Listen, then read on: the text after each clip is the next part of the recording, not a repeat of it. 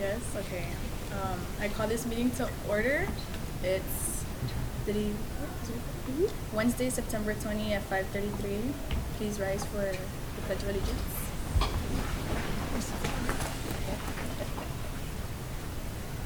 Pledge allegiance to the flag of the United States of America and to the republic for which it stands, one nation, under God, indivisible, with liberty and justice for all. Honor the Texas flag. I pledge allegiance to thee, Texas, one state under God, one and indivisible.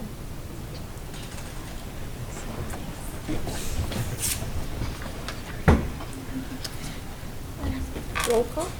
Roll call. We're gonna take roll call. Roll call. Leila Gonzalez. Jasmine Sauceda. Here.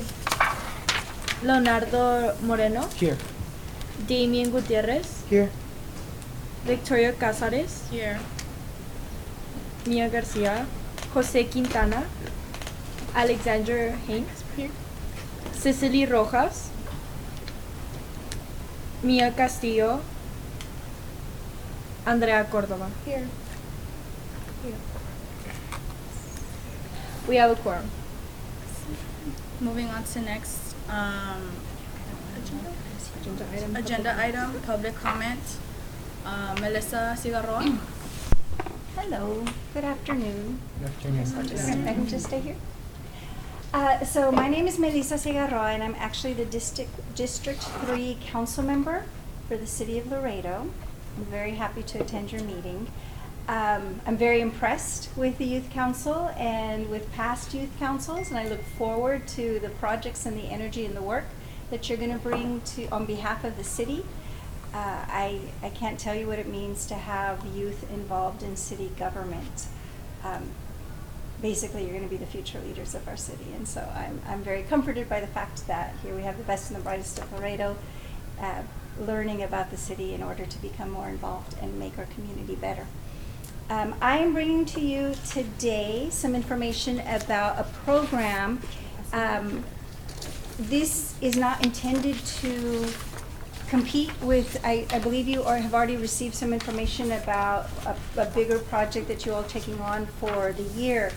This is an offer for each of you individually. The Volunteer Income Tax Assistant Program is an effort in conjunction with the Internal Revenue Service and volunteers. The idea is to reach low-income families in order to help them prepare the easy form of tax, the easy tax form that everybody is required to apply for, to give to the federal government. Unfortunately, at tax time, there are a lot of different actors who come out of the woodwork and they pretend that they have an official official line to the federal government, and that people need to pay to file their taxes. If you are low income, if your family is low income, there is no requirement to pay to file income taxes. Our community and the community of low income oftentimes don't understand that. So you will have charlatans who will charge them either a percentage of what they rightfully earn from the federal government, right? The taxes that are collected and that don't need to stay there, that are returned to them. They will charge them a percentage of that, or they will charge them outright outrageous fees of hundreds of dollars against a $1,000 tax return. A $1,000 tax return to a low-income family could mean the difference between paying rent, making a car payment, having food on the table. It is inherently unfair that there are people who misrepresent themselves by saying you must pay for income tax filing services.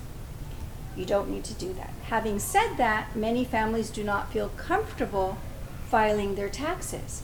They fear that they will miss out, that they will misrepresent, and that somehow the federal government will go after them, or they will incorrectly file and then have to pay a fee later to the federal government. That doesn't really happen, but everyone does have to file taxes. So in order for families to feel comfortable doing that, there's this program that the IRS is working in conjunction in communities that have a high or a large low-income population where this would be most applicable.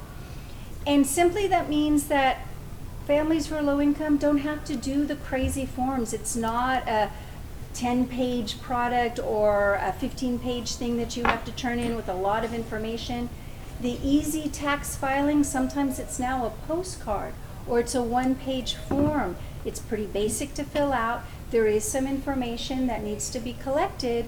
You file it, no filing fee, and then you have access to federal monies. It's the federal taxes that these families have been paying, or in some cases with families with young children who are also low income, there's something called the Earned Income Tax Credit that can be $2,000 to $3,000, and it's intended to make sure families get money for the benefit of their small children. That because it's thousands of dollars that these families are eligible for, there are charlatans who want to come in and take a piece of it. It is unfair and it shouldn't happen. So this project is trying to reach those families to give them good information to get the taxes filed so that they can claim the federal taxes that they'll get returned legitimately, or they can claim that earned income tax credit that they are eligible for. If you are interested in signing up, IRS provides you all the training that you need to do that just basic tax income return on behalf of families. It's very easy.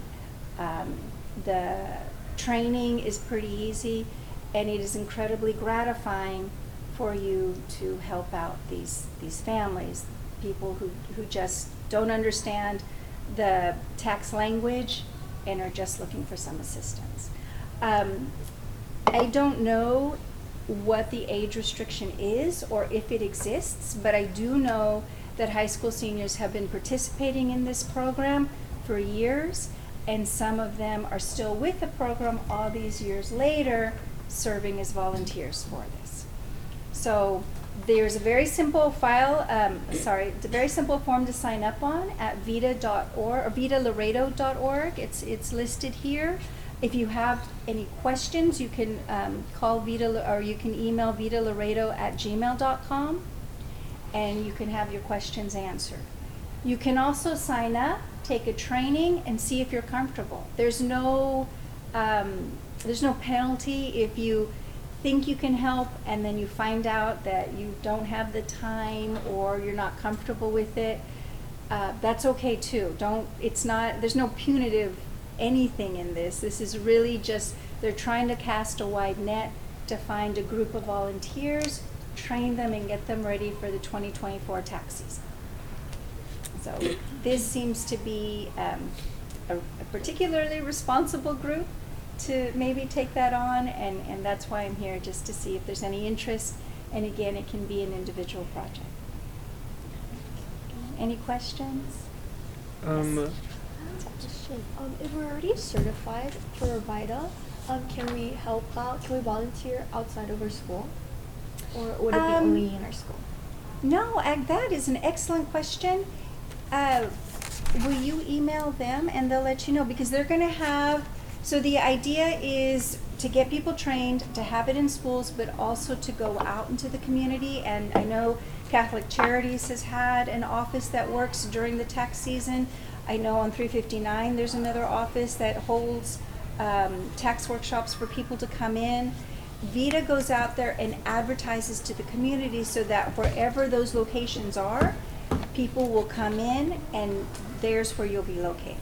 It's not you going off to different people's homes. It's inviting the community to come and find you in a place that's set up with computers that you'll need, or all the information that you need to help them out.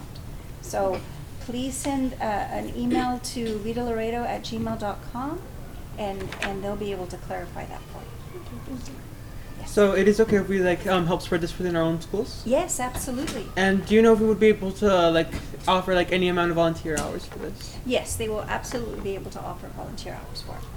That's an excellent idea too, I have a to question. spread it out. Yes. For how long is this gonna go for? Like, is it a couple months? So a year? the tax season will be, they'll start in January, and I want to say they run through April, but I'm not sure. I'm pretty sure, right? April 15th is the deadline.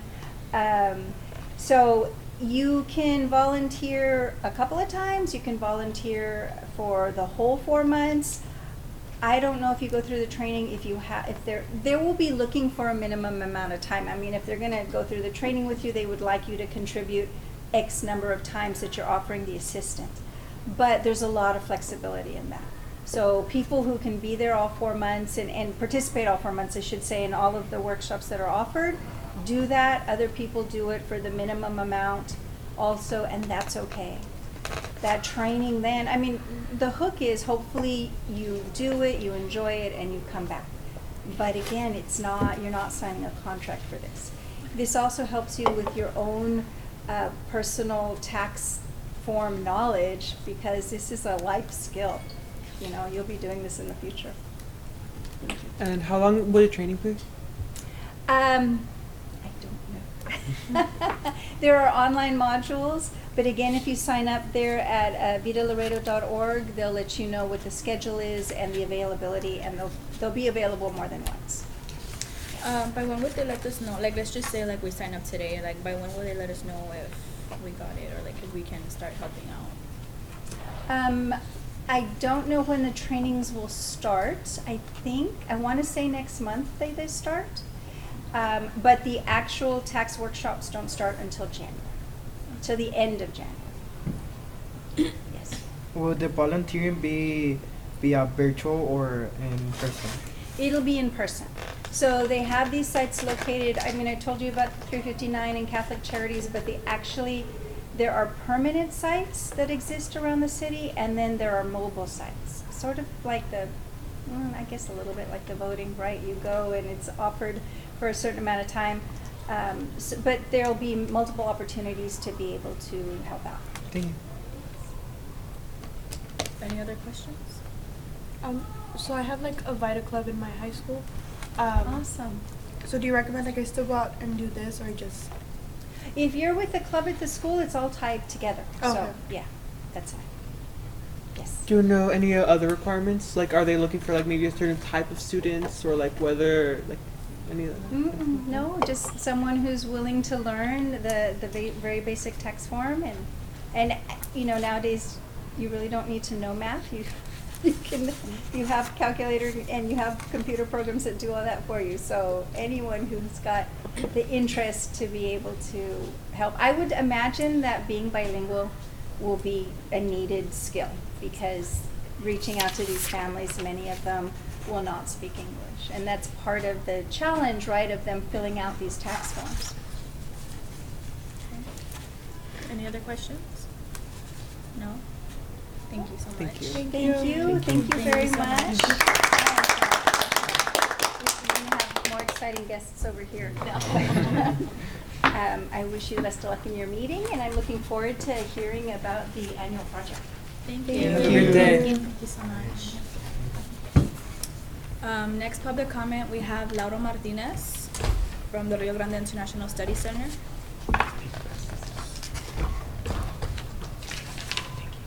Hi everyone. For the record, my name is Lauro Martinez. I'm the Climate and Water Outreach Officer for the Rio Grande International Study Center. We're Laredo's only environmental nonprofit that focuses on environmental injustices. So for the past couple weeks or months, we've been working with a group of students from TAMU and Laredo College who are building their skills in advocacy and learning how to become more engaged with civic engagement. This Saturday, we're hosting a canvassing workshop in collaboration with the Laredo Climate Cohort, where we're inviting community members like yourself to join us and learn how to canvass different neighborhoods in Laredo. Our goal is to get 100 surveys completed per 8 districts of Laredo. We'll be meeting on Saturday at Falcon Bank Ballroom off of McPherson from 9:30 a.m. to 2:30 p.m. Well, For volunteers. till 12:30. Volunteer hours are, community service hours are provided, and we'll be canvassing the streets of Laredo on September 30th and October 7th. In order to canvass these streets on those days, you will be required to attend the orientation happening this Saturday. And we ask that if you're not over the age of 18, if you can bring your parents or guardian to help you canvass. And they're also eligible for community service hours as well. But our goal is just to gauge the city of Laredo and their knowledge and thoughts on initiatives that we can pass locally to help the city of Laredo become more sustainable and resilient to the climate crisis that we're going through. Any questions? I have a question. Sure. How many hours are y'all gonna be offering? So for the first day, it'll be probably 3.5. Let me, I can do. So the orientation is from 9:30 to 12:30, but we're gonna be offering 5 hours. Mhm. And then 5 hours for each canvassing event. So if you were to go to the orientation and the 2 canvassing days, that's 15 hours. But the canvassing times are the same, 9 to 12. Any other And questions? we'll be providing you all, snacks on the canvassing day. If you go to the orientation, we'll have lunch and snacks also. We're gonna make sure that you all are taken care of with, water bottles day of, and you have a map so you know exactly where you're gonna go. We're doing canvassing in teams of 2. So it's preferred that one of the canvassers has a vehicle and they have a driver's license with insurance. So if you don't, then, you can, like Laura said, you can bring a parent, or we can partner you with someone who does. Okay. Any other questions? Are we required to bring anything to the orientation? For the orientation, no. You could bring a notepad to write notes, but we'll go over what you'll need to bring for the canvassing dates themselves. Thank you. Oh, you can go. Is it mandatory to go to the orientation? Yes. Through this canvassing, we want to set a baseline for all our canvassers to understand what's going to be asked from them, and just make the survey a little bit more valid. And go over safety and goals, expectations, and going over the survey questions as well, so that you all understand them before you go out and ask them. So if we're under 18, we're required to bring an adult, we can't go on our own? Yeah, unfortunately, it'd be best if you brought your parent or even older sibling, just liability issues. Okay. We don't want to partner you with a stranger and have you riding with them in the car around Laredo. Can it be with a friend of 18? I would say parent or guardian. Any other questions? Do we have to bring our parents to the orientation? Yes. They'll be canvassing along with you as your partner, so both of you would be eligible for community service hours. Any other questions? No? Thank you all so much. Thank you.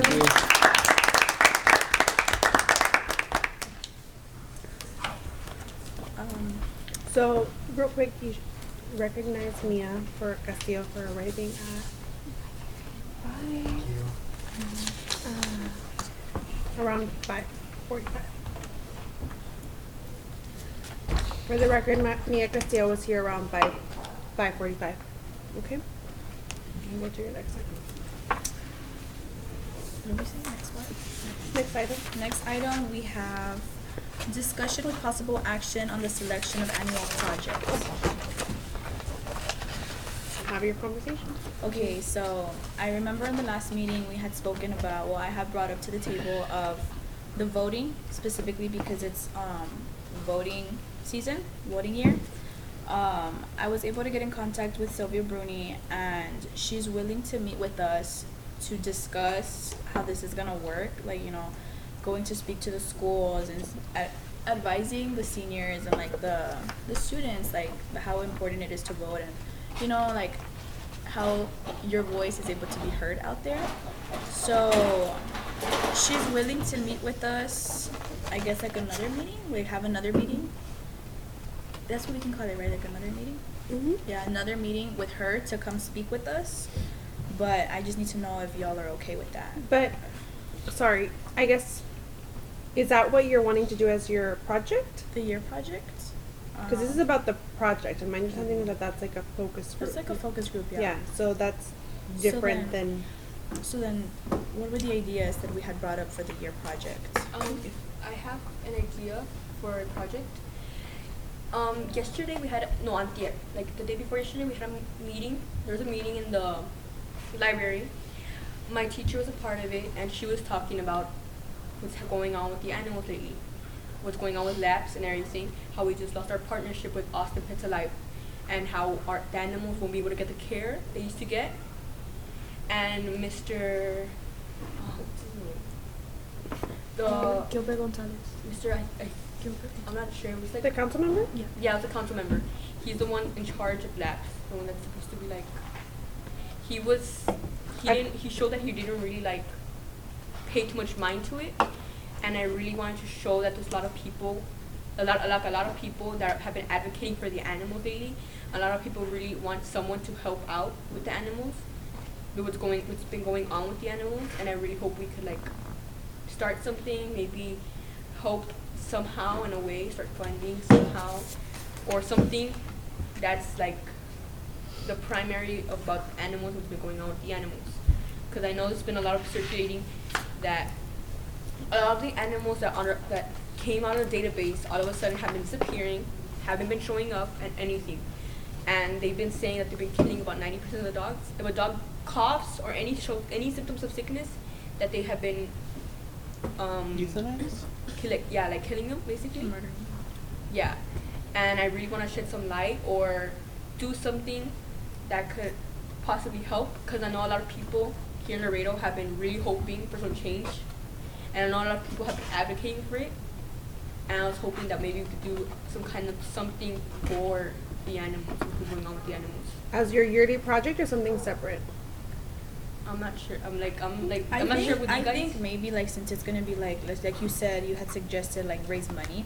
I think that could just be a side project, not the main project, simply because that's just something that's like can be worked on like on the side. But yes, I like that idea. Does Yeah. anyone else have another project in mind? I don't know if we're okay with this, but I remember in our very first meeting, we had talked about like.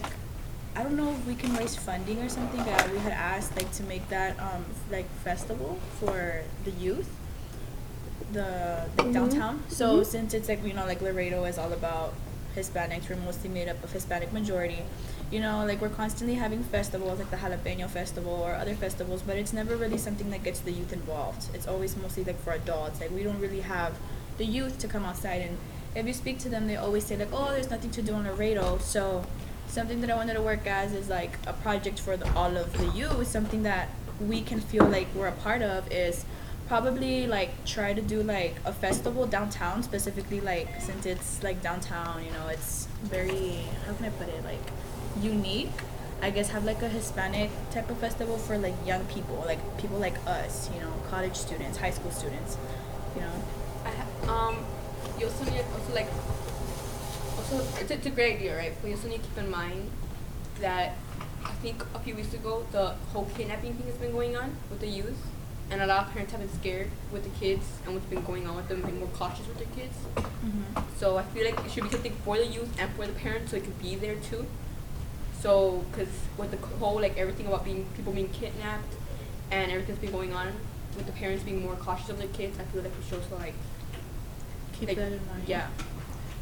Keep that in mind, like have like if we are gonna do this project, to have people like or security, something watching. Oh making yes, sure that definitely, most definitely, yes. So a suggestion for you, I think that's like a broader conversation that in like a planning stage were you to suggest that.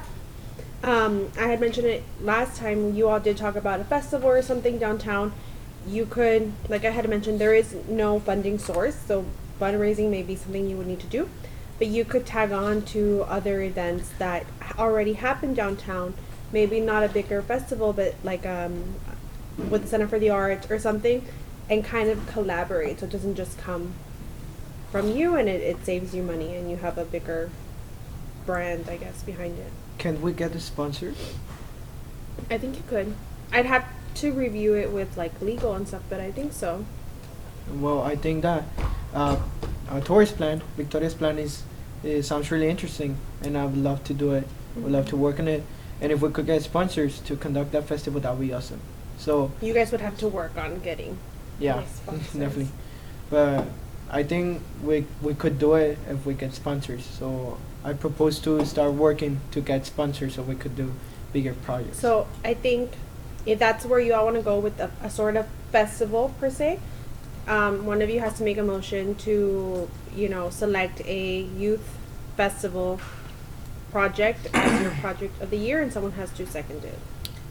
Before we move on to that, does anybody else have anything in mind? Any projects, anything, even if it's like a side thing, How like about- anything that y'all want to propose? Another thing I want to propose, something else I want to say, is that if we were to do that, we really need to like show it, because every time we spend something for kids, like having the bikes in Slaughter Park, there was a lot of bikes, but Very very few hardly people any went. kids. Yeah, like very hardly any Mhm. kids. There's a lot of events for kids, but not a lot of parents take them to it. So, But I do like the idea that this is not for kids, Yeah, it's and for- not for adults, For but jokes. It's for college students and high school students specifically, and I know Karen had mentioned earlier that we are allowed now to have possibly. possibly Hold have your a- thoughts. Yes, hold our thoughts there. Possibly have a social media. So if that were to get to pass, of course the comments have to be disabled, so nobody's allowed to comment on it. We are allowed to advocate it there, since social media is the number one primary usage for us young people. So if that is to pass and we do go along with this project, it will be much more easier to advocate this out to the youth.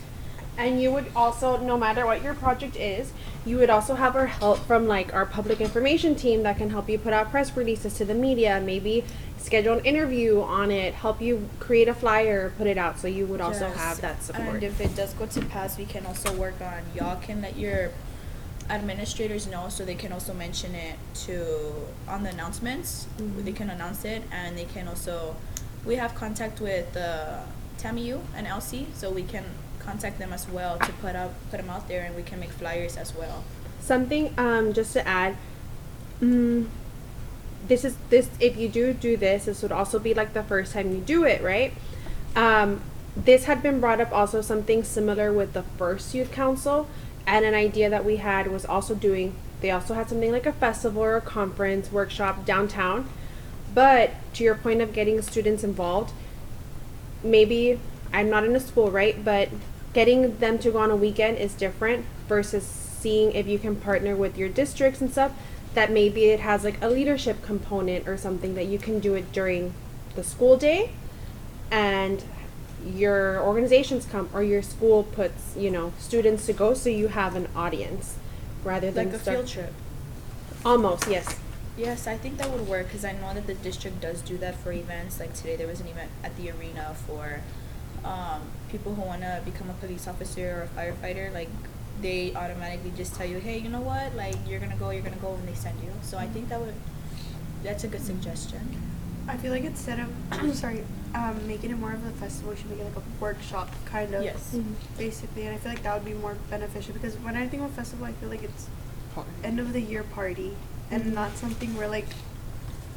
Yeah. What had been discussed, I don't remember all the details, but I know they were like, maybe we can have like speakers, right? Like a Yeah. leadership speaker, or because it's with the city, highlight. Last year we talked about doing the documentary. That in this situation, it was city will have booths or presentations as well, just so that would be the one chance for other people to also learn what you guys are kind of getting, and maybe working with another nonprofit or other organizations to kind of like still make it fun. Yeah. Like this is a business meeting, but kind of making that a little bit lighter and easier for a larger group.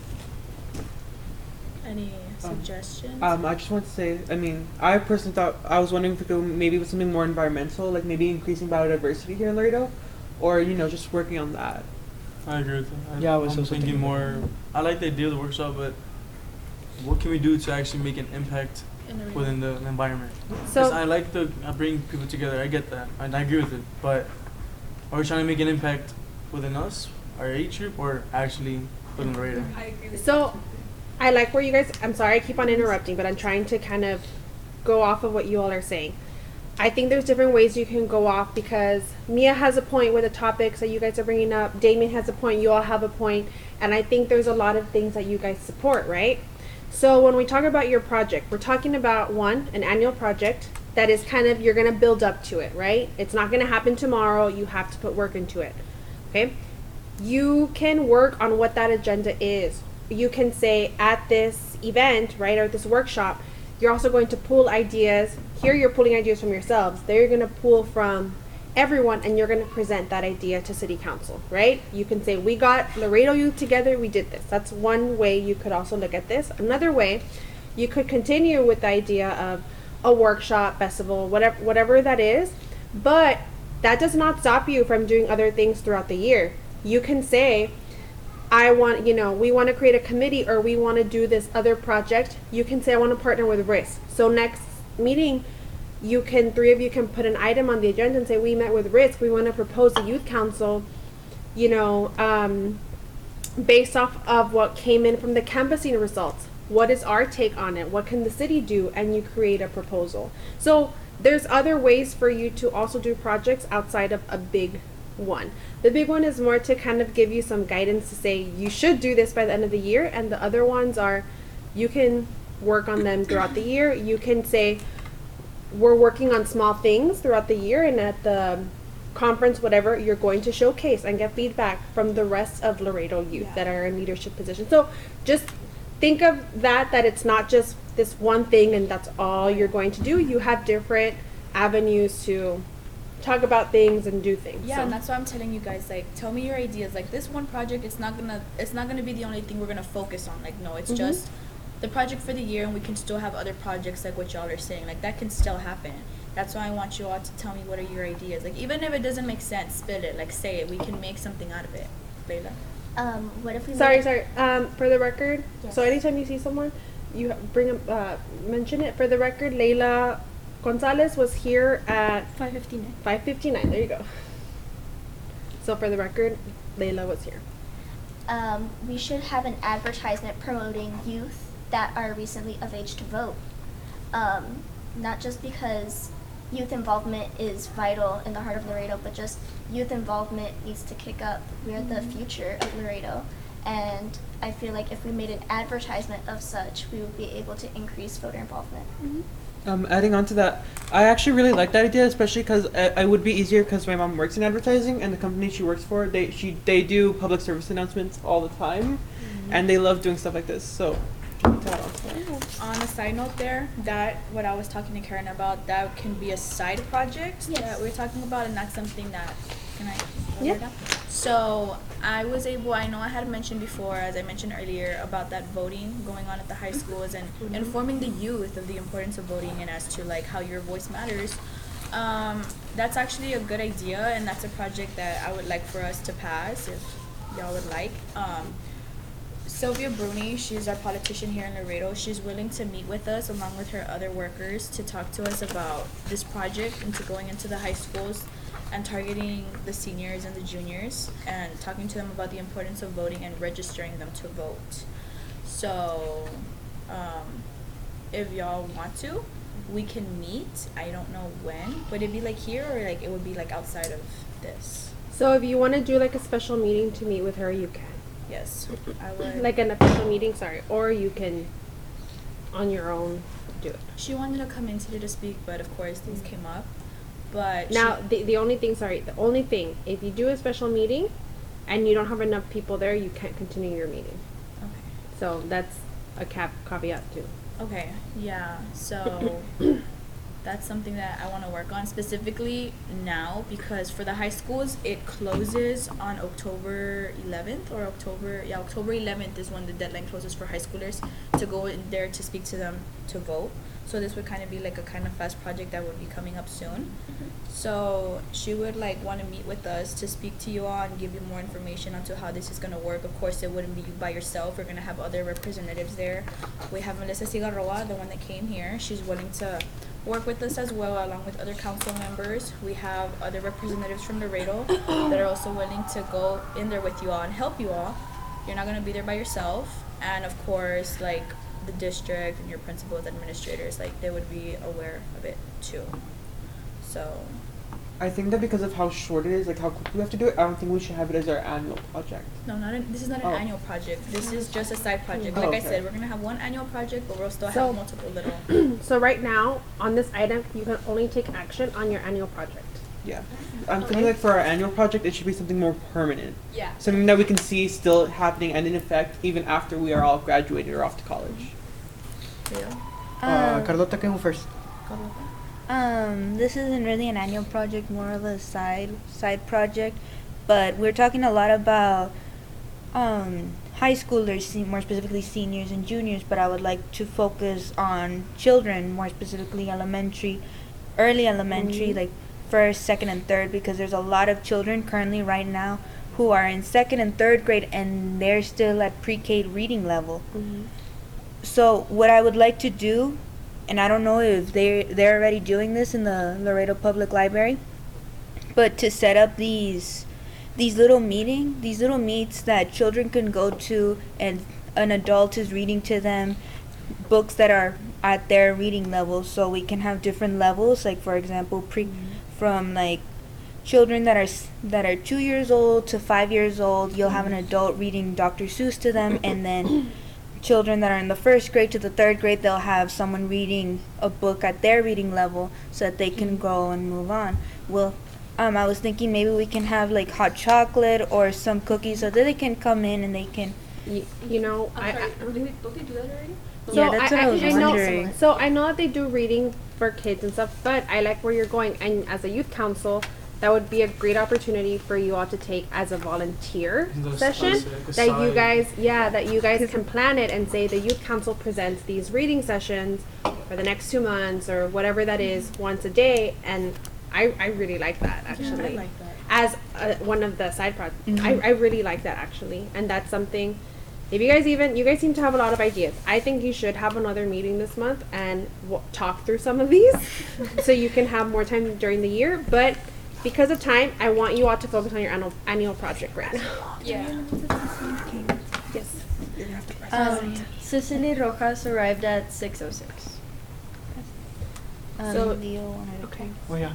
So Victoria, I was thinking on doing something more focused on the environment. So when I was going through Instagram, I found that some cities implemented what's called green roofs. So they basically make like a little garden on top of roofs. And what this does is that it helps with the heat, with the global warming, right? At least within the city, with I think it's called the city Iceland effect. It's an effect in which the heat just keeps retained inside the city, so it's therefore more hot, right? So these green roofs help the city liberate that heat that's accumulated inside of the city. So we could try to prompt or encourage the creation of these green roofs, or even create them ourselves in the buildings that the city owns, like I think it's called the Hamilton Hotel. Hamilton. Yeah, that one. We could do it. Mia? I feel like it would be pretty hard to be able to do that because of safety reasons. I know there's a lot of things that go throughout safety, and if we want to implement it in people's homes, since we live in Laredo, I feel like a lot of people are more closed to new ideas. And But- I think it would be harder to get people to convince them to go knock at their door and be like, hey, And- we're trying to do this. I think that's something that you're promoting in people's homes, and that's also a good idea. A way that you could also go about it is you all can put together like a subcommittee and put together a plan, and maybe even present that to city council for consideration. Yeah. So any of your ideas, even from like a workshop that you do with other youth or your own, we can go present that to city council for them, especially if it needs like council approval. Hey, we should have a law that does this, or because of our climate issues, the city should adopt this. You all can take that. Okay. Well, what I like your idea, Leo, but one thing that we need to really think about is like all the effort that would have to go into it, making sure, like Mia said, for safety reasons, and also we would have to think about like how little water we get in Laredo, especially on the top of our roofs. People don't usually water their roofs. Well, something that other cities do regarding like gardening and stuff, and I think this would also work on a roof or anywhere, is xeriscaping. Meaning, how many of us have houses have really nice grass and flowers and trees that take up a lot of water, but xeriscaping is also putting the types of native plants that don't need as much water, so you're conserving. I was gonna suggest that. But like that's another moss thing. lawns, for example. We have to think about how like aesthetically pleasing it would look. Because yes, it's not the most important thing to the homeowners or to the people. It would be because if we put native plants in there, yes, they'll grow and they'll thrive. If they don't look good, people aren't gonna want Exactly. that. People are gonna want like their house to look a bit. Maybe you gotta abandoned focus the kind of, conversation with back to the some, project. with some plants that just need dirt and just there. I feel like people would want more like if they want plants in the roof. I feel like they would want plants that thrive with water that look super green that come down or something. People don't just want plants on top of the roof. Hold on. Leo, I like your idea. It's just that you also have to think about people buy their homes and not everybody. I mean, that's an amazing idea. Yes, it's beneficial, but not everybody's going to agree with plants and stuff like that, like on their roof. Yeah, that's why I suggested in the buildings that the city owns. The buildings. Yeah. No, I like the idea, but my thing is, what if we find maybe a piece of land that the city doesn't use anymore, and we actually implement a brand new garden system, So- where we can actually blossom to that. You can here in the back, there's actually a garden that was started with a different organization that they have not kept up, is my understanding. So you may be able to take that over and have it as like a youth council You see, garden. for that, I feel like it'd be more effective due to you can come look at it. It's a nice way to come with That would be- families. That would be and really experience. beneficial. Yes. That, like we make a garden, we fix it up. People could come and cause I know a lot of people might catch their eye with the different kinds of plants you might have and everything. I feel like it would be good for like the public eye to come see and see that our environment can thrive. That could with even be plants. your project because a garden doesn't bloom from one day to the next. And So then we can even plant things that are edible, like the Canseco house did. I've seen gardens that have like specific kinds of plants and like different kinds of things that people love to go see. Like we could make a garden, right? And have you seen those places where there's like a bunch of like insects, like butterflies and stuff all around it? It catches a lot of people's eyes. I feel like a lot of people would go visit, go want to see everything that's going on, go see that our environment can thrive. I feel like that would look amazing, especially since it's like by the river. If it was like, are you talking about like back here? it's Or, back like- here, not by the river by per the se. river, but It's it's a little bit close. closer to this Yeah, building. No, I mean, you guys want a festival. This is the best way to make it where maybe people can come plant. They can bring seed, they can plant their own thing. And they big can would bring it be? people together. What? How big is the land? I mean, I can get you all pictures. I don't know that maybe if you all do end up going on the tour, they may take you to the back to see it. But another thing too, you guys have a lot of great ideas, and maybe you can have a festival or a workshop with other youth at the end of the year. Like have maybe the garden. I think the garden is good because it does take a long time. But have all these other projects that you've talked about that you can present to the youth, see that the impact, and be like, what do you guys think? How can you make this better? How can we take some of what you've done and say, City Council, can you implement within your departments to now do this? Or can you work, with a department assigned to create a partnership with UI, with the school districts to have these types of I'm making things up. But you can kind of do that and you have an easier project and it gives you time to do other things. And I feel that'll help us. We need sponsors.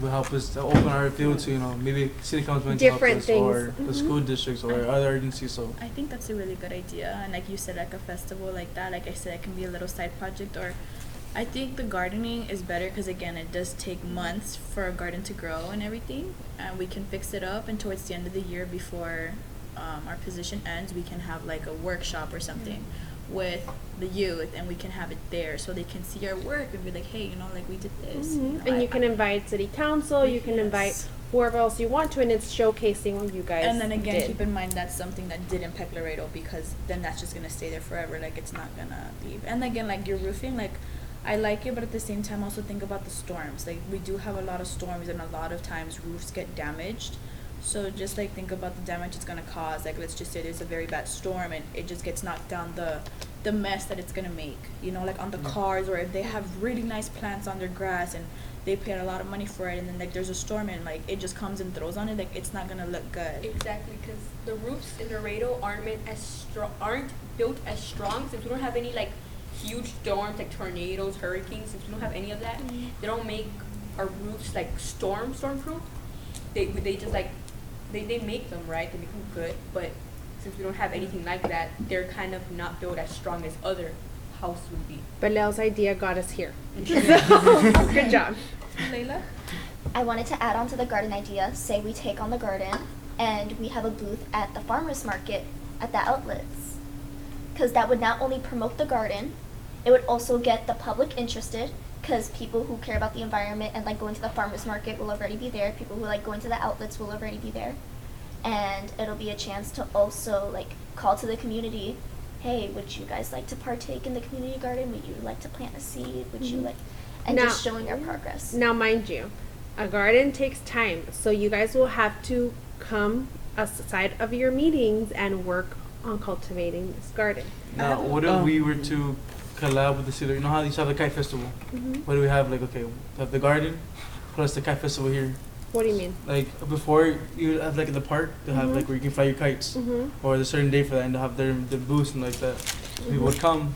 We can probably You- maybe, you- like To come here to do come here instead. So So we have the garden. you plus can, that. and you can bring friends and volunteers. This area is not as big as over there, so you can say every Saturday or every other Saturday, you know, assign, and then you bring volunteers, and maybe have lunch or something here. But maybe not a festival. The space is not that big, Okay. but you can bring other people to help you. But you all have to put Work the on it. time on So I have a the. question, because I know it's gonna take also like materials to fix it up. Do you think we could like request this to the council to see if maybe they can help us like with like funding for it, or does that Or I automatically think- get given to us? Huh, I think because some of it is already there and it's on city land. There, I don't know. I'd have to check, but there may be an easier way for us to get that funding at a like. It shouldn't be as much, hopefully. And how would it look like when looking for sponsors? Like Home Depot would probably love the sponsors something like this. Sponsor like the garden. You know, like how would it look like when we go out to look for sponsors? Like what would we say? To sponsor the garden per se. Yeah, per se. We can put together like a list of guidelines like, hey, we're looking for sponsors for our youth council garden with the city of Laredo. Well, you know, would you be willing to donate? And then we can say, you know, the city will give them a letter of donation or something, but we'd have those guidelines saying, you know, at our festival, you know, or when we present this, you will be mentioned as a sponsor or something. So we would work through that. Thanks. I like it. Do y'all like it? So like some that. okay, so if you do, someone has to motion to make the garden a garden, your annual project, and two, someone has to second it, and then you all vote in favor or against. Well, before Motion. we continue, I'm sorry. Go first. Let's say we're open to new ideas. Are y'all okay with maybe discussing anything brought up, like maybe change? I like the garden, but I'm saying maybe out of the blue we think of something else. Is there anything else that Are you guys set on this? Or are you guys okay with maybe finding something else you are all more interested in? I think. I'm sorry. Oh, it's just another idea. How about like a drive-in movie idea where we show movies, usually mostly family-friendly movies. And now that October's coming up, every Saturday we can do a horror movie, and it's not exactly like a drive-in. Like if it's possible, we can go to a park, get a permit to do this at a park, and and it's kind of like a picnic idea. I don't know what it's called. So I'm sorry. I like that idea, Mhm. but I don't think that should be the main. I get where you're coming Oh, from, no, and I this is love just that. a side oh, yeah, project. A side project. Yeah, guys. Like, if you have side projects, say go ahead. I think I really like it. Like, I like that idea. Yeah, I like it too. They have that in FAR, I believe. It's about 2 hours away from here, but they have a drive-in movie theater, and I've seen that at night. It does get pretty packed. It's a really good way to get funding for other projects, and it's a really good way to bring the community together, because I know a lot of people with their friends, Oh yes. with their significant other, they love to go do something new in Laredo, because there's not a lot of new things here in Laredo. And I'm pretty sure it would be a great side project to start with, to be in the park or anything, because not a lot of people want to go, and it's a great way to get funding for something out of it. And Yeah. again, like And that funding would be for guys are us. Of everywhere. course, since we have all these ideas, we have all these amazing side ideas. Of course, we're gonna need money for it, and I like that idea. And it's a because, nice again, way like to we bring said, in. we want to get people to come together, like the youth specifically, and I know that's something that people like us teenagers are mostly interested in. So I like that idea. Yeah. Damon? One quick little side project I would like, to think about is we could also partner with this one little area within Laredo. It's like basically it's kind of like a zoo, a drive, The safari. yeah, it's a safari. Yeah, they have, it's mostly unknown yet, but they have stuff like giraffes, zebras, all there, and it's a beautiful place. And I was wondering if maybe we could find a way to work with them, help bring that attention to it, to the public, make it more seen. Now we see how would that be possible for like them to, like, are we gonna go? They have giraffes there or something like that. Yes. Yeah. They So have how animals. we- Yes. Yeah, you could They feed them let you too. get on 4-wheelers and like Yeah. drive around and stuff. The So then only my thing is question- you have to have a truck to get there because the highway, like the road Oh, to yeah. get there You is see like how very It's Yeah. not rocky and in It's stuff. gonna be Laredo, difficult but it's to- like so it's like south of Laredo, but it's not in Laredo. You have to drive out of Laredo. But my question to you would be like, how would that work? Like, It's what a- is your? I- But what's I the like the idea, purpose but- of it? Yeah, that's what I'm asking. Like, what I would be just the don't. purpose More of I the don't see project? the. I was thinking it's more like a fun little thing, especially for the children, stuff like that. Oh, you wanna like Promote advertise it. You want to Yeah. advertise? That they already advertise it. They have a web page for it. I think we should And they focus have on. like I think we Our need to own focus things, on our yeah. own, like things that we can actually put our hands on and get involved in, and actually do something and go out there. That's something that's already been out there, is promoted. But That's I their. I feel like the drive-in movie theater is a really good thing. It's good for all ages, kids, teenagers, even adults. It doesn't now that I necessarily. think about it, if we were to do that as a side project, think of it for Christmas as well. Yes, Oh, for yeah. Christmas, I was Christmas also movies, thinking. because it's Yeah. cold, it's nighttime. We can have the Christmas movies, and then November we have Thanksgiving. We can have like those Thanksgiving movies. Charlie In Brown. October, Well, we can have a mixture of regular. In November, we can have a mixture of. First half of November, we'll have regular family-friendly movies, maybe some R-rated movies like The Hangover and stuff like that for couples and adults and like people who date nights and stuff. And then second half of November, we'll have the Christmas, and then the rest of December we'll have Christmas movies, and it'll raise funding for us. And it doesn't necessarily have to be a drive-in movie theater, depending on how big the park is and everything. It could just be like a picnic movie sort of situation, And where would you we- bring your blanket. Would we provide food?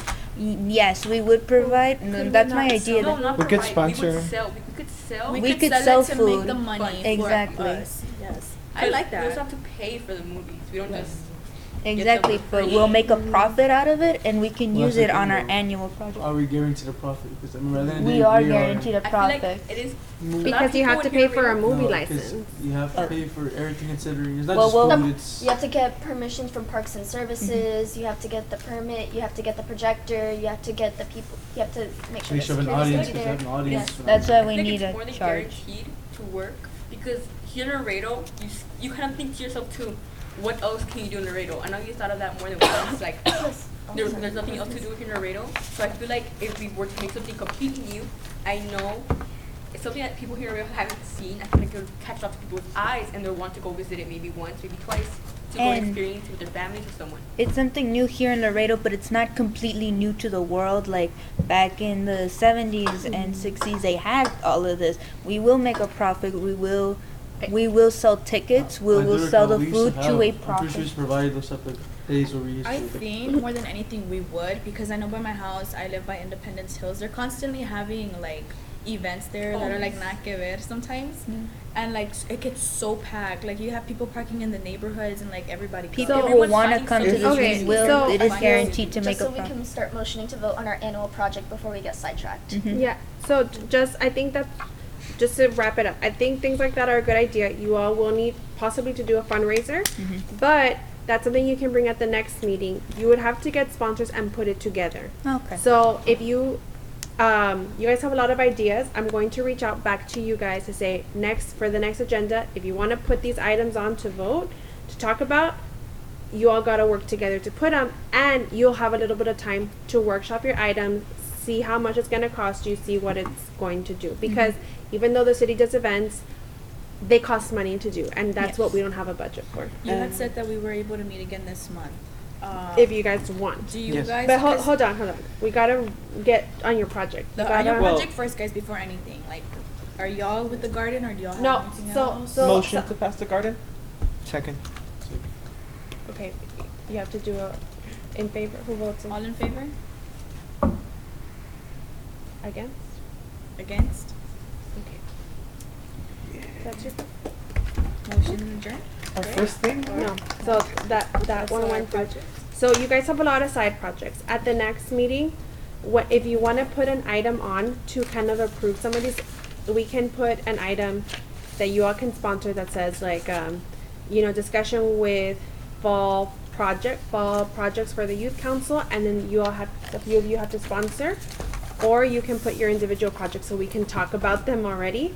And if you can convince 2 other ones within you guys, then that's how it'll get on the agenda to approve. And I think that'll make your conversation a bit better because we're all over the place. So if you want to bring back and talk about, Carlota, your movie night, you have to convince I'll confirm 2 or 3 more of you to co-sponsor your item. That way we can talk about it. Mm-hmm. Right? So you guys can kind of plan together so that we're not all shouting projects. Cool? And when can we begin sponsor? Like looking for sponsors? You can kind of start talking to people now. So, are we good with this item? Yes. Okay. Next item. Yes, next item is presentation from staff on city water master plan. Okay, so we don't have staff, but we have Jean Belmares. Who are you supposed to have? Yes. He's here to talk to you guys about the water master plan and what utilities is doing to update our water system. That was what you all requested last year. So. Well, let's see if we can make this thing work. I know Vivian put it on. Is she here? There's food bags. There's also drinks in the back of the cooler. Thank you, baby. This is fun. Oh, what time did the meeting start? What time did the meeting start? We started Five. Thursday at 5:30, no? 5:35. 5:33 is when it started. 5:33? Towards the end, can we like request like when the next meeting? There's water too. Can I have water? Or we can do that often. You can kind of pull your own work. Another. Thank you. And where would it be? We could do it at City Hall. Like there at the chambers? Or I don't know if it'll be ready, but we can do it in the conference room.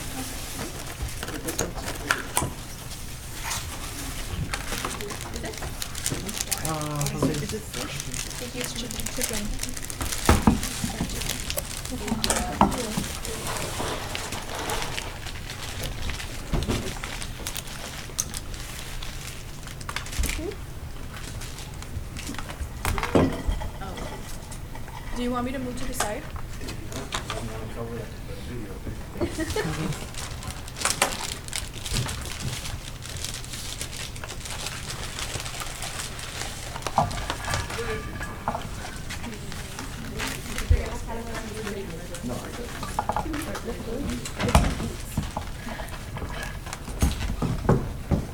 Come in. So let's see if I can dim your lights for a sec. See the opposite. And I'll make an apology early on because I got a call at 11 o'clock this morning and asked if I'm going to make this presentation to you. And so I whipped it together as fast as I could off a whole bunch of prior presentations.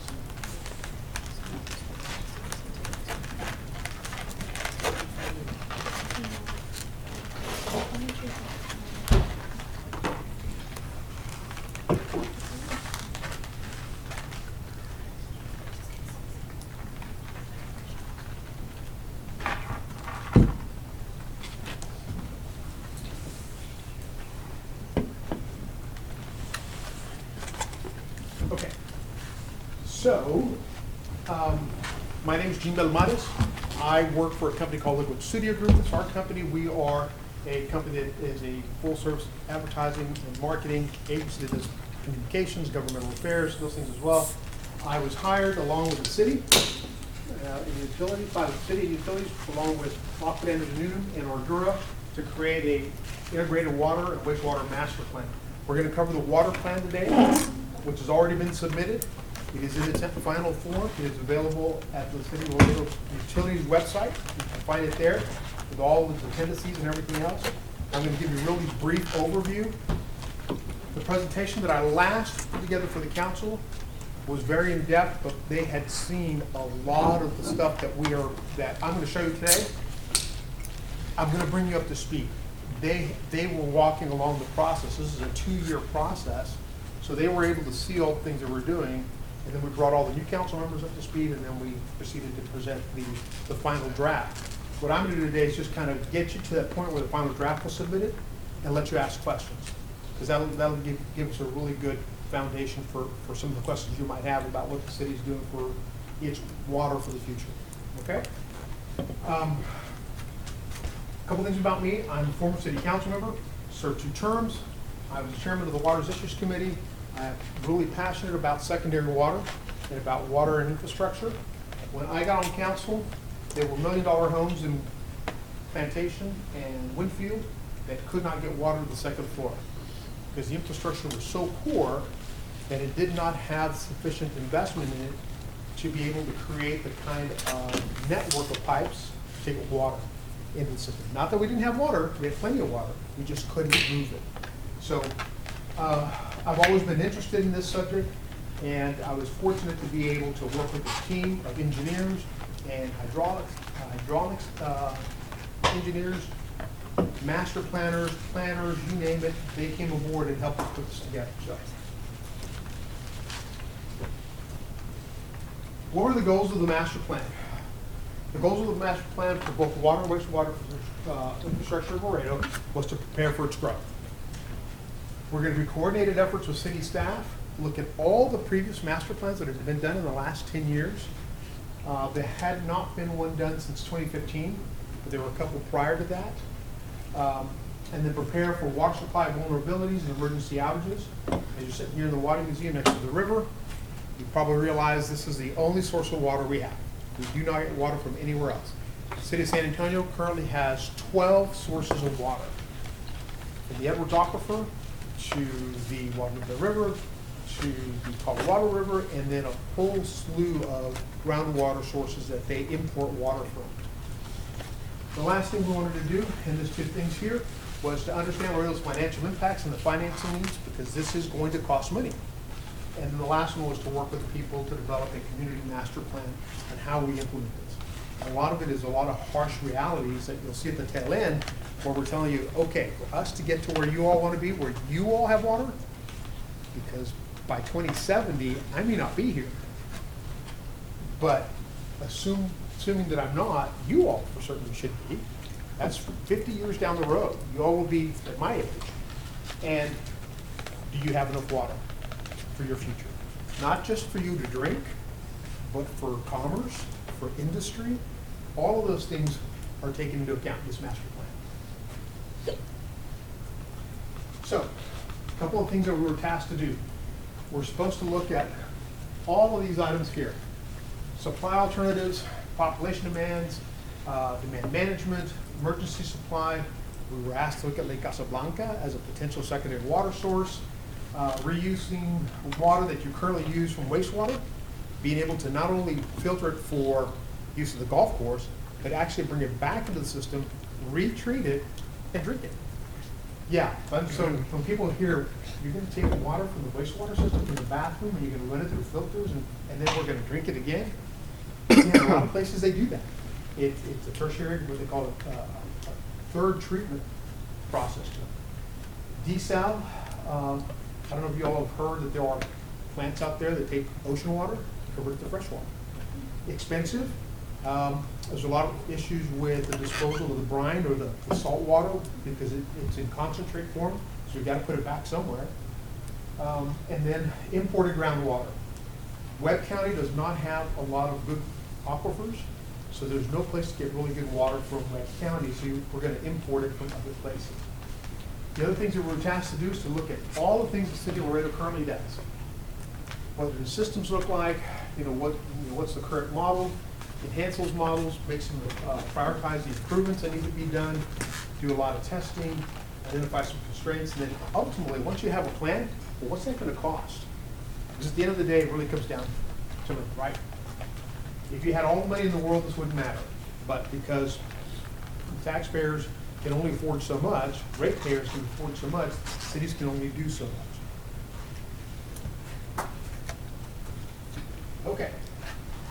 The city of Laredo currently has 2 water treatment plants. One is sitting right up there, you can see it. This is the Jefferson plant. The other one was built around 2016 is when it was finally put into service. It's out at Atico on Mines Road. It's further upstream. There are 8 booster stations, 9 elevator tanks, 10 service areas, and more than 1,000 miles of water pipe. Everything from a 2-inch to a big 60-inch water pipe. The water system dates back to 1882. Look right behind you. There's a piece of wooden pipe. The system is that old. And in some places when we dig, this is what we find. Stuff like that. It's not all PVC. It's cast iron and clay pipe, and all types of materials that we're slowly but surely replacing as we go along. Anyway, it says most water is from the Rio Grande. The reality is all the water is coming from the Rio Grande. We don't have a secondary source here. There are some people who have independent wells. They do some things with them. They either irrigate or they fill their. The golf course has a well that they use for irrigation. So does Tammy U, but it's rare that anybody here gets water from any other place other than the Rio Grande. The last master plan prior to the 2015 was 2011, and then of course, state of Texas has a big board, Texas Water Development Board, and the Water Development Fund Board. All those folks, what they do is they oversee all the water in Texas. Now, much like oil, water has what they call the right of capture. So if you own a big ranch and you have oil, the oil belongs to you if you own the mineral rights. Over the course of time, mineral rights have been sold and so on. With water, it's different. You're there, water's yours.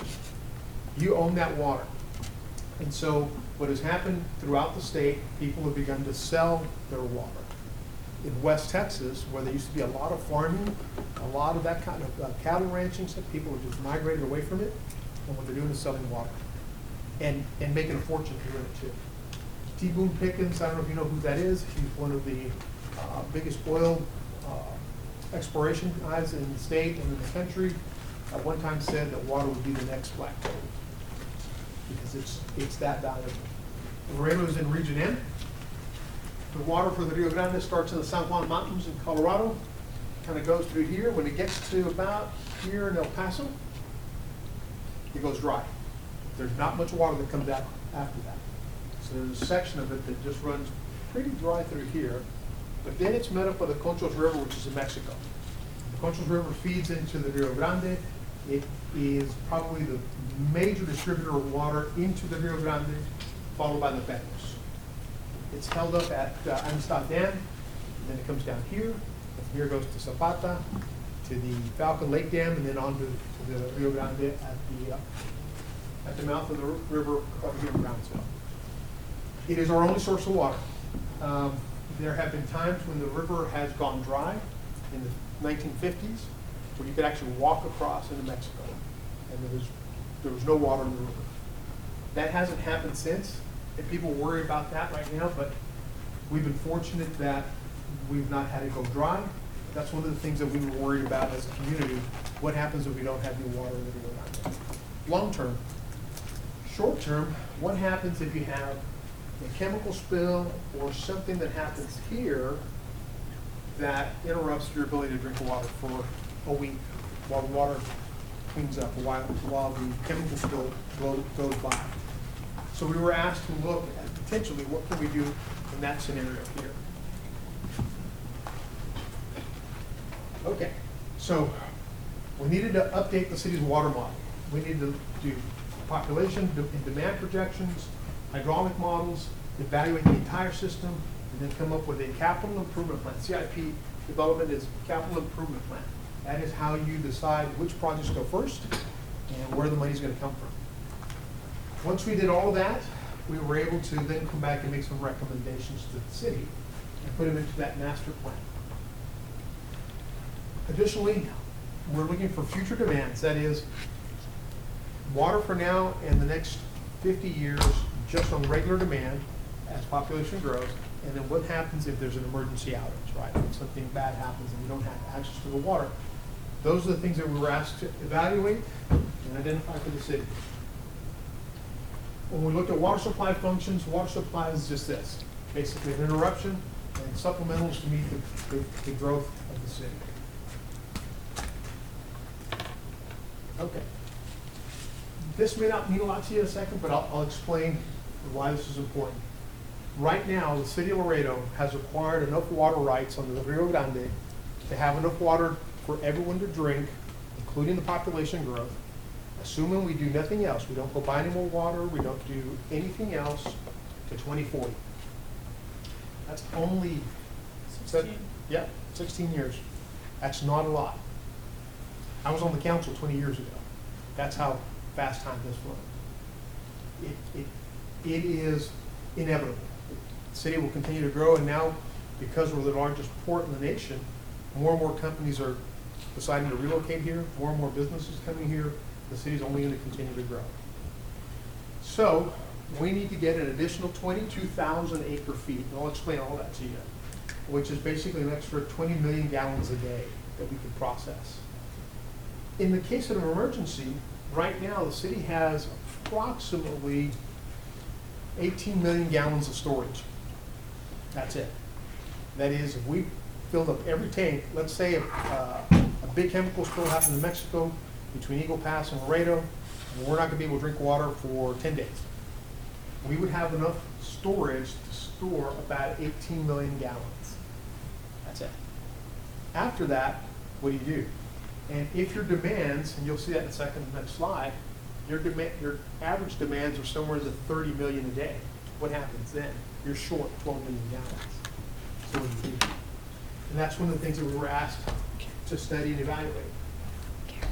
Okay, according to the census, this is where our population is going to be in 50 years. Somewhere here, closing in on 650 million people. Right now, it says we're here, and those are just, the study, I think, missed a lot of folks. I think the official number, Karen, correct me if I'm wrong, is 285,000, I think is what it is. For the census? For the census? I think it's in the 260 now. Is it? I think so. I think it's stayed around there. Around 260?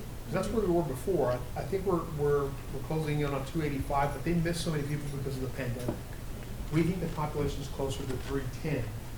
Plus, it doesn't ever account for the transient community we have. We have 1.5 million people in Laredo. So many of those folks cross into Laredo every day, and all the truck drivers, 15,000 trucks a day crossing our bridges, all those people that come in, people that come in to do work, all put a strain on our water and wastewater systems. Okay, so. 256. 256 is our population. 256 what you're according saying? to the census. Oh, the official census count 2020. So we know it's more than that. Yeah. So the current water supply right now means we have 61,825 acre feet. 1 acre foot of water, right, is, they call it an acre foot because that's what it takes to cover 1 acre of land, 1 foot of water, 12 inches. So 1 acre foot of water is 326,000 gallons, and that's how much of a football field it would cover with 1 foot of water all the way through. We currently have enough to meet the demands for 2040. So we need to prepare for the rest of it. Now, the city has done a really good job, because there are cities that are right now don't have enough water, and they're scrambling to get water imported from ground sources or surface water. Laredo doesn't have that problem yet. So right now, as you can see, we probably consume, on average, about 42,000 acre feet a year. By 2030, it'd be 50. 2040, it'd be 58. And somewhere in between 2040 and 2050, I think it's 2044, we begin to go into a deficit. Assuming we acquired no more water and we didn't find a secondary water source, we would run out of the ability to service new customers or have to drastically cut back what people consume for us to be able to meet the demands. So from 2045 to 2070, there's where you need the other 22,000 acre feet that you'll need to have to be able to accomplish the goal of staying ahead of the water these are the numbers, the demands, right, in terms of acre feet of what will be required. And you can see that we're in a deficit in 2070. If we do nothing else, we're going to be in a deficit here. We're in a deficit somewhere between here of 6,587 acre feet, meaning it's 326,000 gallons for every 1 acre foot. Okay. A couple of the big issues that we have when we look at secondary water, and I'm going to bounce around a little bit, but I'll tie it all together. Right now, the city of Laredo produces water for you to drink at about a rate of $1.90 per 1,000 gallons. That is what it costs to produce. It's not what you buy it for, what you pay for, your parents pay for it on a water bill. It is what it's costing us to produce it.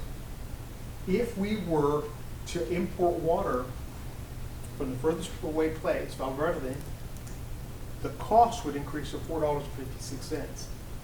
If we brought it in from Dimmitt County, it's $3.76. Even if we brought it here from Webb County, because there are some wells that could service us, it goes up to $3.19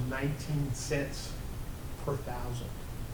So it triples the cost of your water right now, producing it. So that means you as ratepayers would have to pay way more than what you pay right now.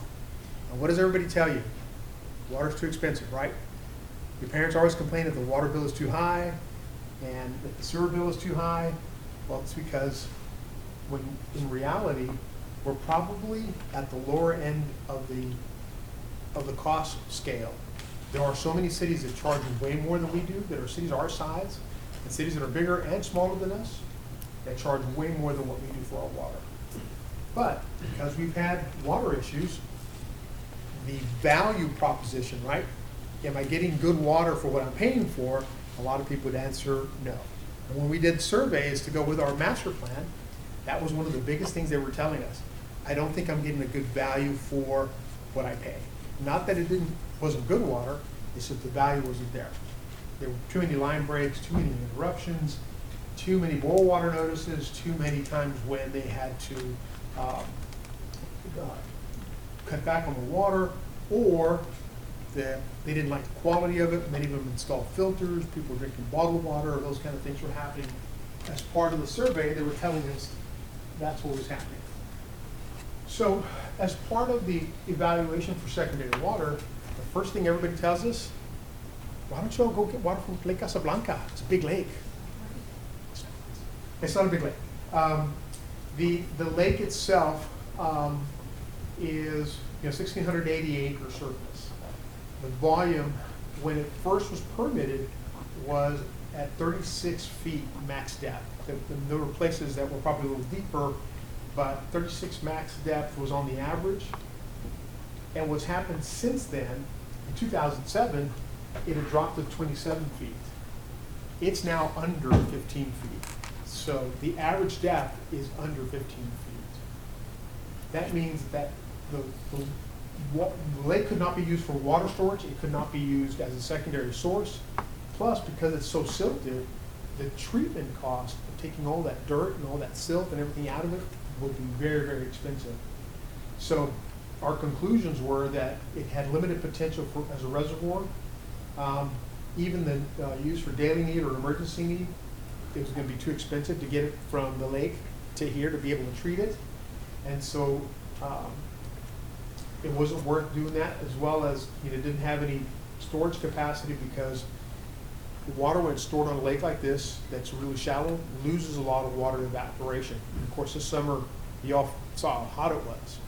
The lake was really dropping its levels based on that fact. It doesn't have any depth for it to store water. The water at 20 feet below is cool, but at 12 or 13, it's evaporating. And then the cost to make it bigger and make it deeper is way too expensive. We're talking $100 million just to dredge the lake. Plus, you still have disposal costs and all the things that went with it. We looked at what's called brackish water. Brackish water is just water that has a lot of solids in it, a lot of salt. It's kind of dirty water. If you ever been to the ranch, if any of you all own ranches or go to a ranch, and they take well water, it has a smell to it and feels kind of funny. Well, that's because it's brackish water. There aren't any high quality reservoirs in the area. None that can sustain long-term pumping. So we're gonna have to look further out. So we looked also at, well, maybe we could take the water that we have in the Rio Grande right now, so if we don't really use it all, right? We're only using 42,000 out of 60 that we own. Could we put it in a storage facility somewhere? Could we put it underground? Our study showed that there was no place to really store it.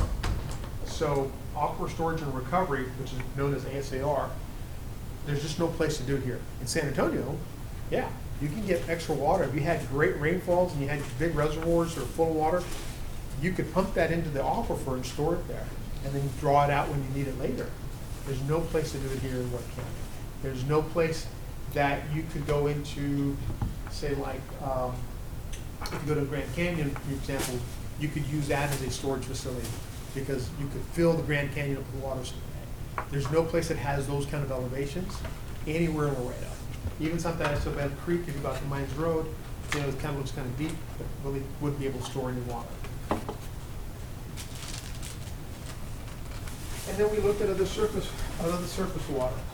The one thing that we do know is that you can buy more water rights in the Rio Grande. All the water in the Rio Grande is owned by somebody. Every single drop of water in the Rio Grande is owned by somebody. There's no more available water to buy unless you buy it from someone who already has it. And Mexico owns half the water, right? They are allowed to pump half the water in an agreement that they have, Treaty of Guadalupe. They're allowed to pull in the water from the Rio Grande to service their needs, their cities, their farming, all of their needs. There were 2 instances when Mexico refused to pay its water debt to Texas. That is, it refused to put water back into the Rio Grande, to the point where there were some really harsh letters exchanged, there were some things that were going to happen, some economic sanctions, and eventually Mexico decided to open the dam on the Conchos River and allow the water to come in. Most recently, there have been revolts, there have been takeovers of the dam so that the farmers could continue to get water because they need water. The Chihuahuan Desert has now become a great farming area for Mexico, but it needs water. And so they're basically just diverting as much water as they can. So whenever they do that, we have less water to drink. So we talked about, okay, well, how do we fix that? I mean, you've got all this water that you need to grow. Where can we get water? Well, these are the places that have great aquifers, that is ground storage water that you can get. Some of the wells in here historically have never dropped an inch. No matter how much they pumped, no matter how dry it was, how little rain you had, the aquifer never dropped. That water is coming from somewhere and it's prolific. Not like San Antonio. San Antonio goes through a drought and all of a sudden that aquifer just drops, right? That's why they went out and found other groundwater that they could import and ground surface water because their aquifers were going dry. Question. Yes. How do you import water? Like, how does that work? Simple. Just like you import natural gas by pipeline. It's the cheapest way to do it. Now, some people have talked about recently, well, what if I took water from here and I put it in the river and I took it out over here? It's possible, right? It's just a conveyance of water. It's just moving water from one place to the other. You're just not using pipe. But how much is lost to evaporation? How much is taken out by people who stick pipes into the river and take water out? It's a unique perspective and a unique way to maybe do it. They're going to try it here to Corpus. There's a current bill that just passed that is going to allow the Nueces River Authority to traverse water from one of these counties here, either Dimmitt or Savannah or Maverick, to put water into the Nueces River and have Corpus take it out on the other side, because Corpus is getting additional water. So The closest one to us is about 40 miles north of us, right here in Webb County. The second wells that we identified, these are people who came to the city and said, hey, I want to sell you water. They were here in Denver County, and then there's another group that's in Valverde. The problem with Webb County is the water is brackish. It does not have a lot of sustainability. They will be able to sell us some, but they wouldn't be able to sell us all the water we need. Dimmitt County has a lot of water. It requires some treatment. But in the agreements, we would tell them, okay, you can sell me water, but you have to sell it to me at this quality and this quantity. The guys in Valverde, in Kinney County, you don't even have to treat the water. You can put chlorine in if you want, fluoride if you want, but you can drink it straight out of the well. It's that good. But it's 150 miles away. And so you have to build a pipeline to get here. Pipelines are notoriously expensive. Plus, if you own the land, do you really want me tearing up your land and put in a pipeline? So people get very territorial about what pipelines, water or gas or oil, it doesn't really matter. They just don't like people trenching through their property. And then they have to give up the easement, which means I have the right to go in there and drive on your property and look at the pipeline whenever I want. That's what those easements do. So ranchers are averse to, they don't really want to have that happen. So when we looked at these, we knew that those guys that are importing from far away had more than enough water, had great water, especially those guys in Kinney County. And when you have solids, so there's like all the minerals, calcium and salt and other things that go in there, those guys have the least amount. You could blend on all of those. All of them required no treatment or limited treatment. So, do you remember that other slide I had a few slides back? What was the cost? In Kinney County, it's $4.96. From Dimmitt County, it was $3.46, and the other was $3.19. We produce it for $1.90. So it's not cost effective. Now, at that point, we would negotiate that price, but could we? Could we get it? So again, just a couple things that we looked at. Yeah, there's enough water out there for us to use, but I don't think there is enough for us, enough of a cost differential for us to consider it a viable source. It's going to be too expensive, but you're going to need it. Okay, so right now in our master plan, once we've looked at all those things, we made those presentations to the council, we came back and we said, okay guys, here's what y'all need to work on. You need to have a big transmission line because the south is always running out of water. For some reason, they're always having problems with boil water notices and things of that nature. So you need to do a big loop to help supplement the water that this plant puts out. You need to make water plant improvements here and at Pico, and they're already on the way. They're already starting to do projects here, they're projects at Pico, and then you need to make pump station improvements to increase the pressure and the storage and the flow rates. Why does the city have boil water notices? Can anybody answer that? Well, boil water notice means that you can't drink the water, that you have to boil it before you drink it. But you can use it for everything else, most other things. You can. So let me just, so I want to put that into perspective because this is something you really need to tell your parents. Because they yell, they scream, they get on TV, how terrible the city's water system is. There are thousands of boil water notices issued in the state of Texas every year. Every time a water line breaks, depending how long that line is open, depending how much water flows out of it, depending what flows into it, you have to issue a boil water notice. So that means every pipe that breaks potentially could create a boil water notice. That doesn't mean the water's bad, doesn't mean the water wasn't good quality when it came out of the plant. It just means that there's a reason why at that point, for precautionary reasons, we're not going to let you drink it. Not that I'm saying that it's for precautionary reasons, that there's not always something wrong with the Right. water. Is the reason we always have boil water notices is because of how old our pipes are? In some cases, yes. What percentage of Laredo is made up of older pipes? Like, say here, the one right here. I would tell you that there are two parts of the city. One is known as the Western Division, the other one's called the Eastern Division. And if you look at I-35 as kind of your midline from, say, Chicago Street kind of that area, you know, where Dr. Ike's is, that area. South and west of 35, that's the western division.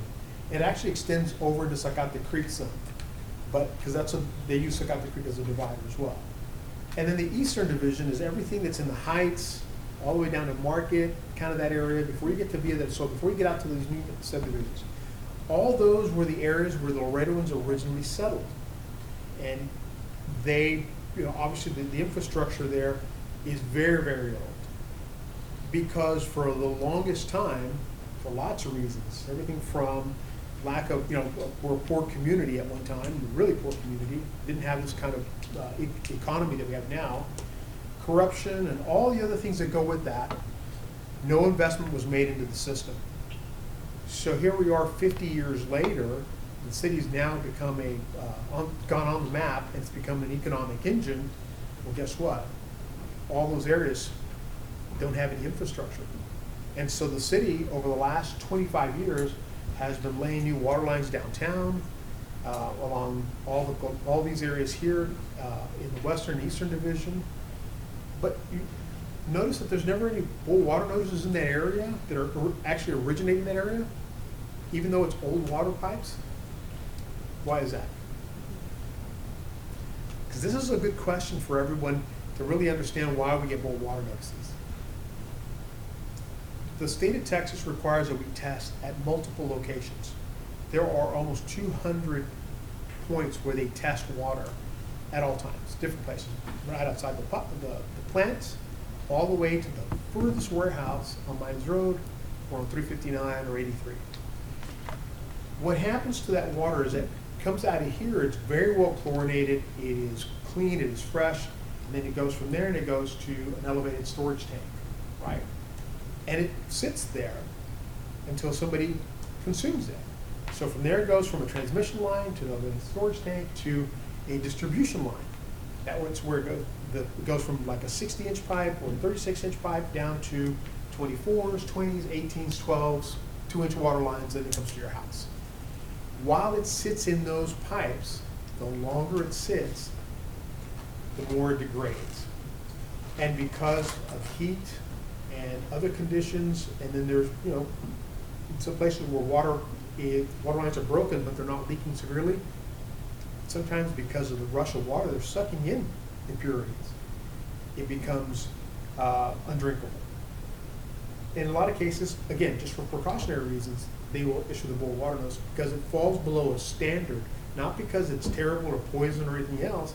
It just falls below a standard, and the city says, I have to notify TCEQ, and TCEQ at some point will say yes or no, issue a boil water notice.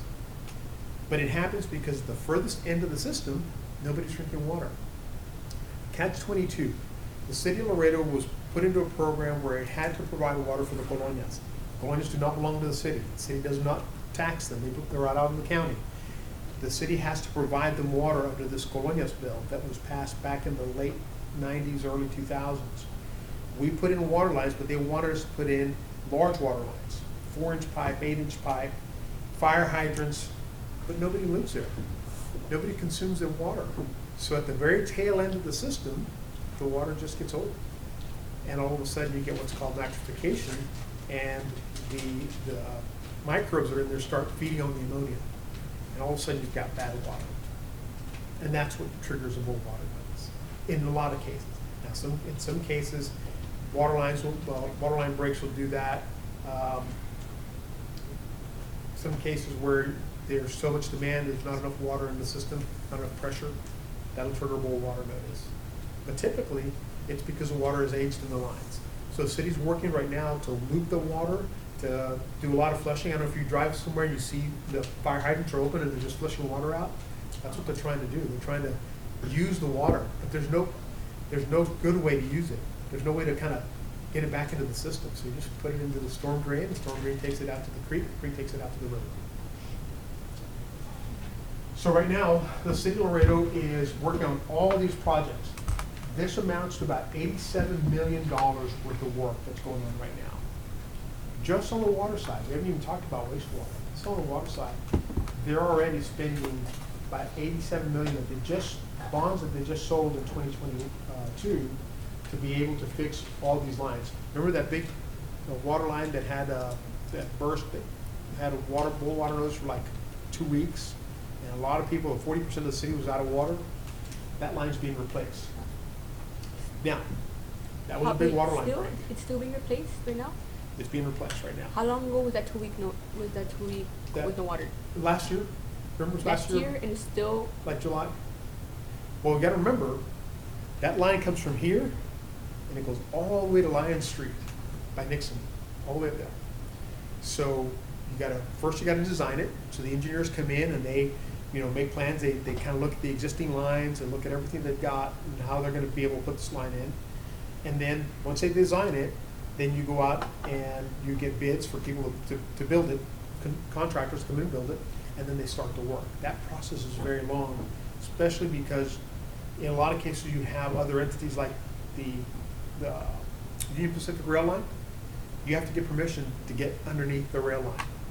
I-35, you have to go to TxDOT and get permission to get underneath 35.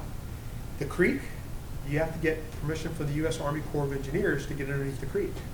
So all those processes, all the bureaucracies take time. So while they're designing, they're already asking for permission. Typically the engineers, to get ahead, they will design that piece that fits right over the rail line, and that piece that fits over 35, and the piece that fits over the creek, and they'll submit those things to the Corps and to all the respective agencies first while they design the rest of it, so they can hurry up and get approvals as fast as they can. So how did you? I'm sorry. Go ahead. How were you able to get water to those 40% that were missing water? So the city has multiple pressure planes, lots and lots of valves, and so they shut one valve and they redirect water down one pipe and down to another pipe, and they just kind of move around as much as they can. Now, it's not the same volume, it's not the same pressures that they're used to having, and oftentimes because you can't get it to a certain pressure or you can't fill the tank, you have to issue the boil water notice. Even though you have water and it's probably drinkable, just because you don't meet the standard, as a precaution, you're not allowed to drink it. Now, boil water notice is the lowest notice you can get. You can also get a do not drink notice. At that point, you can't drink it. You can't give it to, you can't use it for anything on your body. And then there's one other one that says it's do not use. You can't water, you can't feed your pets, you can't give it to your pets, you can't do anything with that. The City of Corpus has got 2 of those in the last 5 years. When was the last time we had one in Laredo? Like that? Yeah. We haven't had one of those in 20 years. Only boil water notices. So that says a lot. I mean, everybody picks on the utilities department and the City of Laredo, oh, they're terrible. Corpus has 2 do not use. That's 3, I mean, that's the worst notice you can pass out. That means they cannot bathe with it, they can't feed it to their pets, I mean, the water is absolutely contaminated. So, and in their case, they had a hurricane, and then they had so once they got everything working, somebody put in way too much chemical, and it created a huge issue for the entire drinking system. Flint, Michigan, same thing. Have you ever heard of Flint, Michigan? People were dying because of their drinking water. And how long do the do not use notices usually last? Depends. I mean, they could be weeks, could be months. I mean, it just depends. Typically, they're not that long because people work really, really fast to get water. Right? I mean, water is life. So they bring everybody in. Flint, Michigan, to this day, still has not corrected all of those issues. They're in major lawsuits and stuff because that water is actually poisoning people. So, just kind of an example. And the City of Laredo's never put its citizens in that position. Boil water notices are common, very, very common. What about don't below? Do not drink. Do not drink? Yeah, We've that's never not had one of those either. What's the difference between boil and do not drink? The boil water notice, you can boil it and drink it. The other one, even if you boiled it, should drink it. There's something wrong with that water that probably is not good for you to drink. But could we still, brush our teeth You or can like probably shower? brush, you can shower with it, you're okay. The other one, the last one, that water gets on you, it can kill your grass, it can kill your pets, issues like that. That's the worst one. We've never had one of those. So, in spite of all the things that have happened, we've had a major flood in 2010 that pretty much came all the way up to here and could have impacted the entire water system. Had that overtopped and come into the plant, we may not have had water for a while. So, yeah, we don't have those issues. Again, those are some of the improvements that are being made. There's the cost of some of these things. Right now, you're looking at 87 million for what we just did in 2022. Between now and 2027, we're going to have to issue another $67 million in debt. Basically, the way the city works and most municipalities, they have a big credit card. And based on the amount of taxes it gets, they are able to charge for these things. They go in there and they say, we're going to buy this and we're going to pay for it over time. We just issued or bought stuff on our credit card for $87 million. We're going to need to buy another 67 here, and possibly another 8 to another 100, depending on what the priorities are, the capital improvement going forward. How much revenue do you guys make? How much revenue does the city make, or The utility? city make. Well, the With city, water. Cover this. yeah, the cities. Let me kind of break it up. The city has multiple funds. They have what they call general fund, and that is all your departments that are like parks and the health department and police and fire. All of those are dependent on property taxes for its revenue. But then you have what they call enterprise funds, the bridge and enterprise fund. It's basically a business that the city owns. The water department, wastewater, that is a business that the city owns. It sells water. The other ones are environmental department is also an enterprise fund. Solid waste, your garbage collection, that's a business. If the city didn't do it, somebody would start a business and sell you trash cans, and they would pick them up and charge you a fee for doing it. There are companies that do that commercially, like Southern Sanitation, Trashco, and others that are out there. Waste Management and other cities do that. The city makes its revenue. I don't have that in these slides. Maybe I have it in the notes here. But the city makes good money, but it doesn't make enough to cover all of its debt and all of its future growth. That's why they have to consider whether or not to raise the rates, or whether or not they have to raise funds through bonds and other debt. Gee. How much time you got? I think we're done here. I think we're done. The last thing that we're working on right now is we believe that the landowners should pay their fair share. So we're working on an impact fee for them so that the consumer doesn't have to pay for it. And this is basically an ordinance for impact fees that the city's currently doing. It's helping to pass some of that cost to the developers. Now, is that a good thing? Maybe. Because the developer, if he's smart, he's going to pass it to you. So when you buy a house, his cost will go to you. How does the city decide how much money they'll give you for your projects, for the department's projects? They got to submit a budget based on its needs. They develop a plan. It's called a capital improvement plan for those projects, and they submit that every year. They got to have it in by March. They review that, and then during the summer months, the departments are fine tuning that, and they present that to the city council, and the city council approves the budget. But a lot of times too, like the enterprise funds, they make more money than a non-revenue office, so they have a little bit more budget to work with to do larger projects. Yeah, and the non-revenue departments, they're exempt from certain fees that the enterprise funds have to pay. For example, the solid waste department, bridge, all those guys contribute a certain amount of money to pay for the attorneys, to pay for the secretaries, to pay for the tax collector, to pay for all the stuff. So it's the general and administrative cost. And that's it. Any other questions? You're going to have water. The city of Laredo's done a really good job of buying enough water rights, so have enough water for the next 20 years for sure. After that, it's going to cost more money, but the city already has a plan. It's just going to cost more money. Yeah. Thank you all. Thank you. Karen, are we still gonna do the tour? If so, no. No, it's too late. We can come back another day. Yeah. Oh, We, You have to adjourn the meeting. this meeting is adjourned. No, so you need a motion. Oh, motion? Second. Second. Okay, guys. All in favor? One of you. I don't know. Okay, so Second. no, you motion. Motion. Second. All in favor? All in Uh, Okay, Meeting well, is meeting adjourned. adjourned at 7:18. So you guys That's don't keep the 7:18. pace, right?